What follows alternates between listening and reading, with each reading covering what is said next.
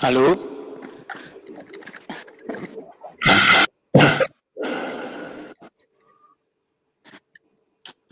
Okay, so now we're going to have a discussion with two of the filmmakers of the first two movies of this blog, but it's just going to be online.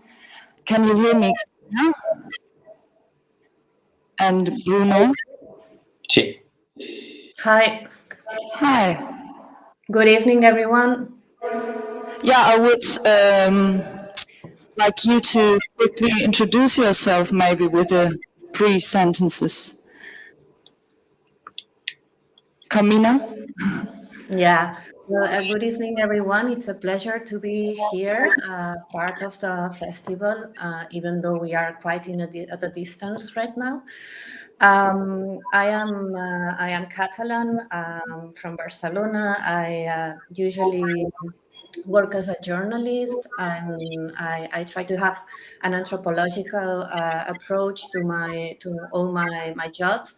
And La Pantalla Andina, the Andean screen, the documentary you just have watched, is my first documentary as a director and as a producer, and it's a story that I found while I was living in Argentina. I've been living in Argentina for 6 years, and I spent 1 year living in the Andean area that borders Bolivia and Chile, and that's where I found that story. That's like the first introduction. Yes. Thanks. Bruno? I'm Bruno, I'm a teacher and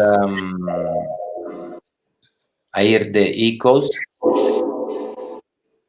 Yes. Yes. And I worked in Switzerland, and there I met this man, and then I did this story. I'm interested in dreams, in unconscious things, and in images. It's a pleasure that my story is there, also because it's not a common festival, but a sort of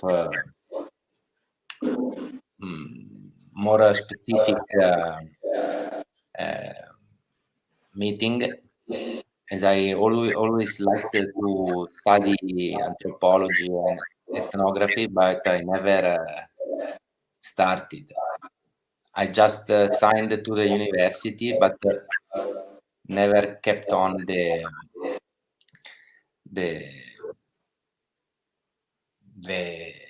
studying and the exams and all the stuff. But I really like these issues.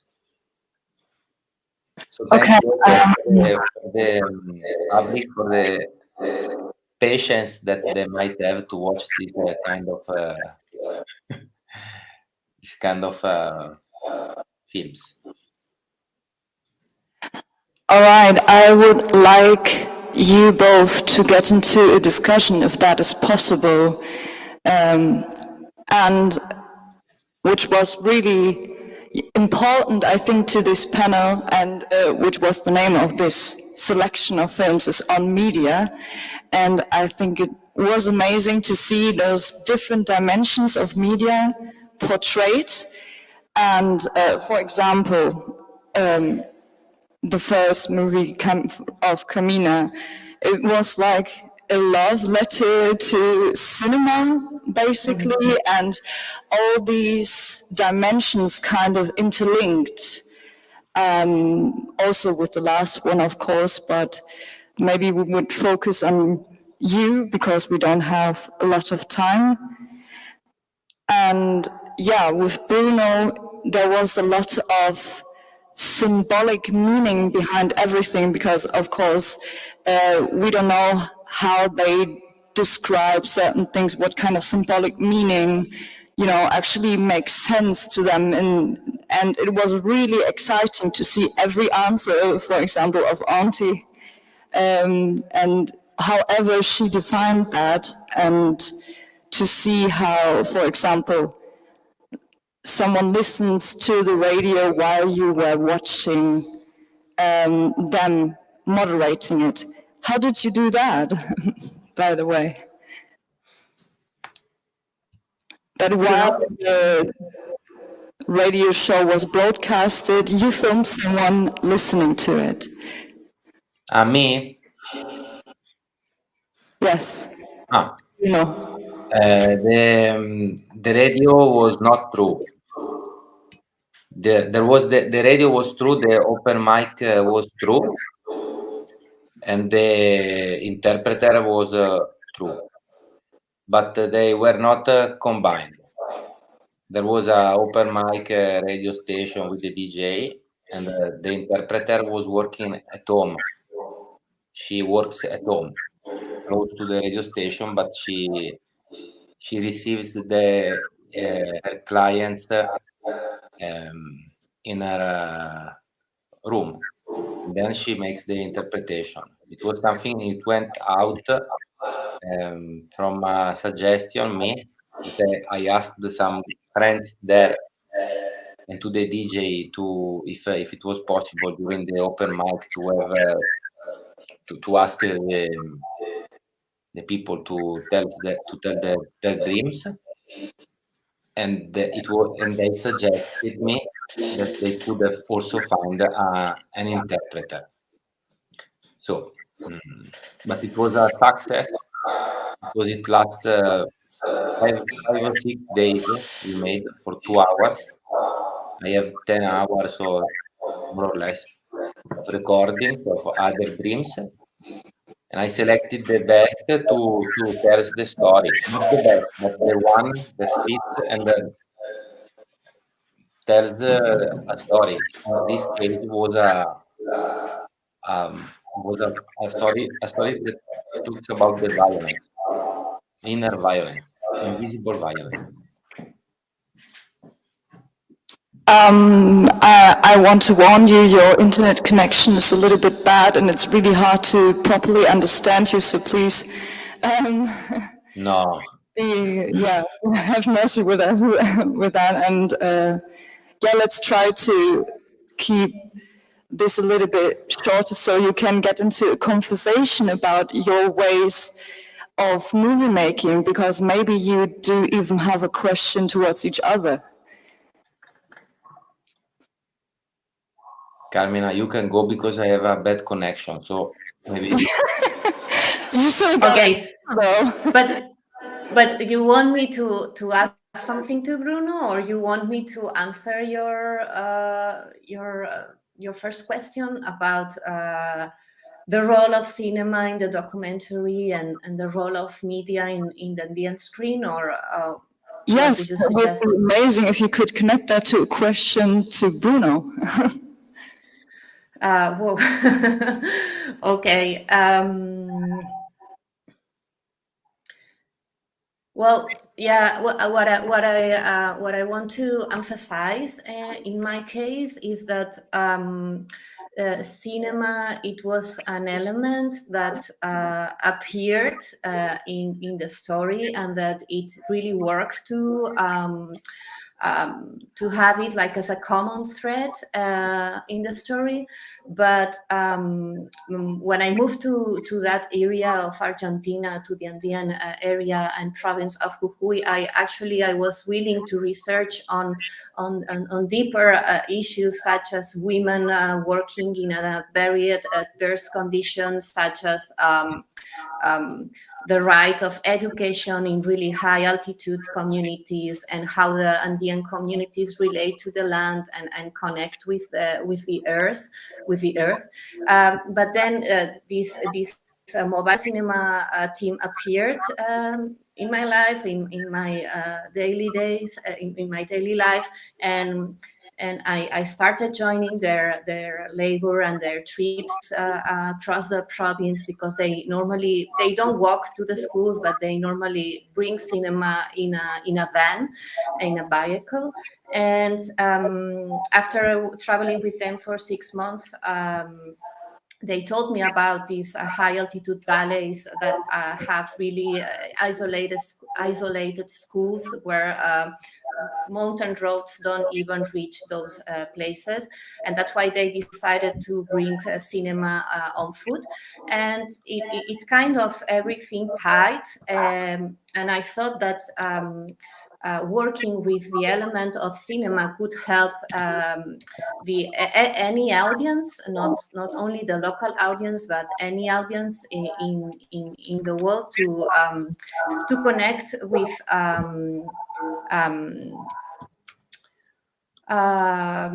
deeper issues such as I have already said, women, education, and other and relation with the earth and Andean costumes.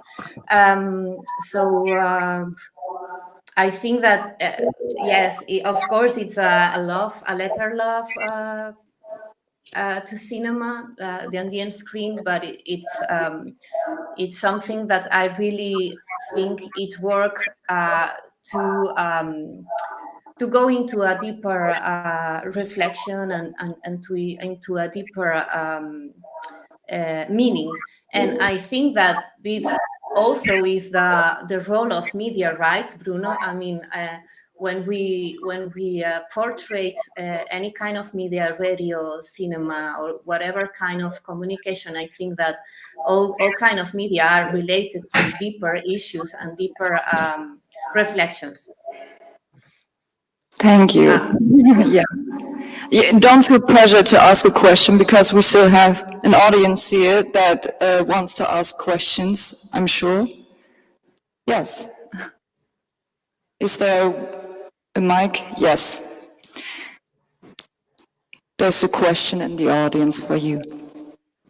Hello there. Firstly, it's not a question. The first part is not a question. The second one is, at first I would like to thank you both for your films. It was very interesting to see them, and also thank you for being here. So my first question would be to Carmina.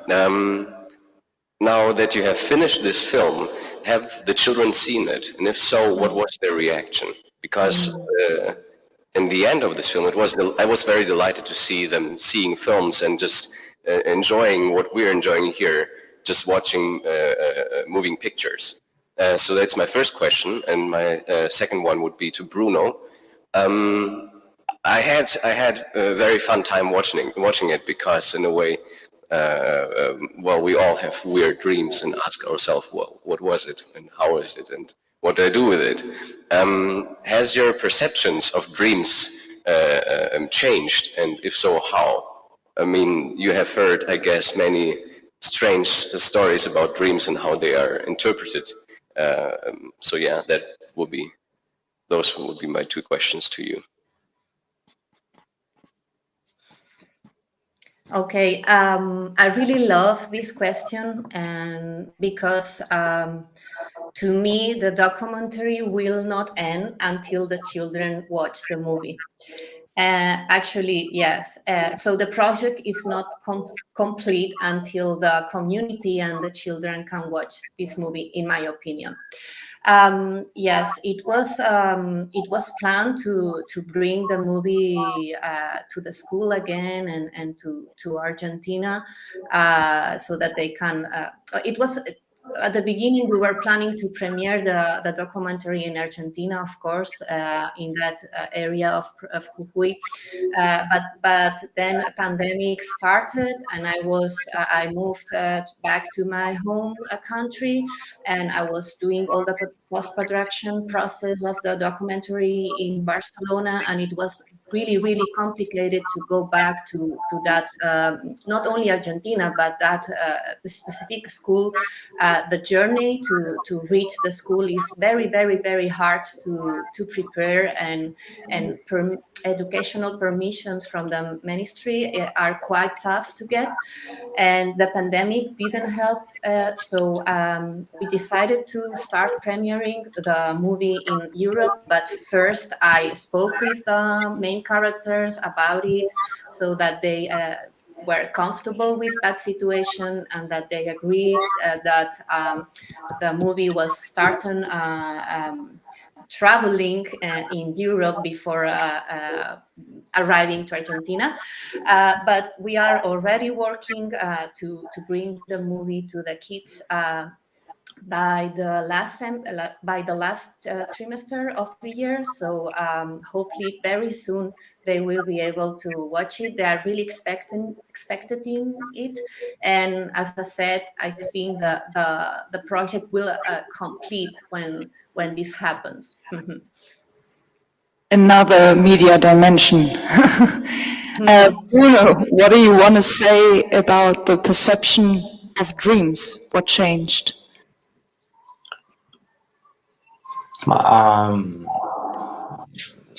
More or less, I really attached to dreams, and I work with them. You understand how are you can also transport them. There are many ways. You can play the numbers, or you can have fear. It's not a theme subject that is really explained nowadays. It's always something mysterious, hidden, unknown. But I think it's the other part of the life. And recently, if you want,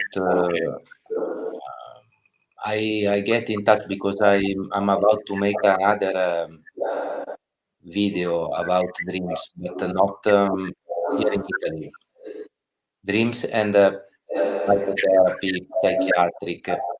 So I get to know Professor Schredel in Mannheim University. If maybe you are interested, and is a really deep researcher on this subject. He investigate in an interesting ways, because as I told, this subject is not is too less put in consideration, I think, while I'm really important part of the life of everybody. I just want to say that I thought the words that Andean said about what their job is about gave a lot of meaning to the movie too. Like giving those dreams meaning is fruitful, and I think it's interesting to think about the ways that it is. Another question from the audience. Yes.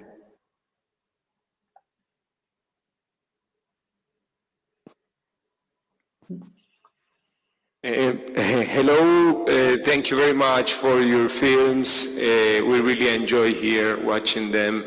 So thank you for being in the festival.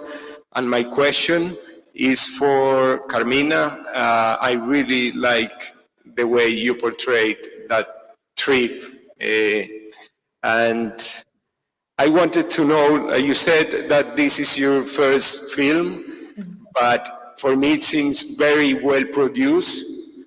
And I wanted to ask you, like, if it was influenced and in which manner from the couple that travels, like, with the cinema mobile, like if they influence like your narrative and they help you with like using the equipment and filming.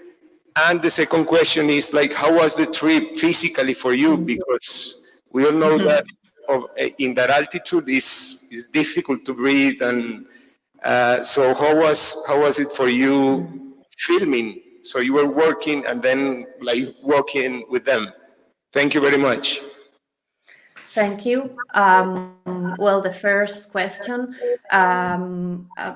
Actually, the mobile cinema supported in a way to plan the trip, the journey in in scheduling and all like the practice stuff. But no, they were not involved at all with the creative work or the cinematographic work. Actually, before being a journalist, I ate for 8 years in my hometown Barcelona in cinema industry and in television industry, but I was not producing or directing movies, but I was working as a street casting director and street casting assistant, searching and looking for characters on the ground. And so I was already in touch with the cinematographic language, audiovisual language. My degree at university is audiovisual communication, which is a kind of degree that exists in Spain and mixtures audiovisual language, cinematographic language, and journalism.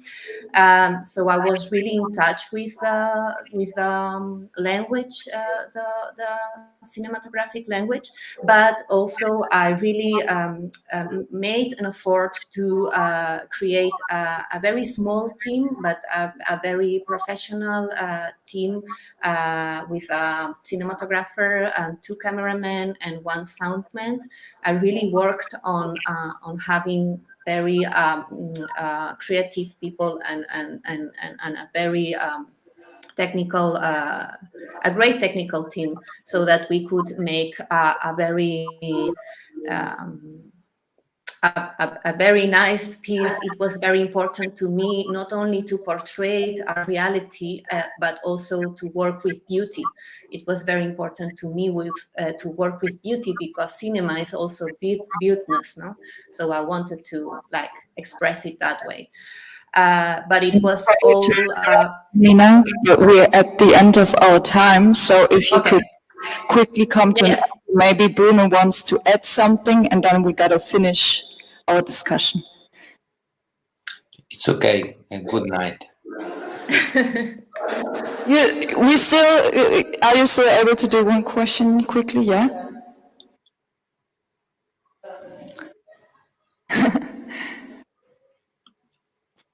Yeah, Bruno, I really like to thank you for that film. I really enjoyed it.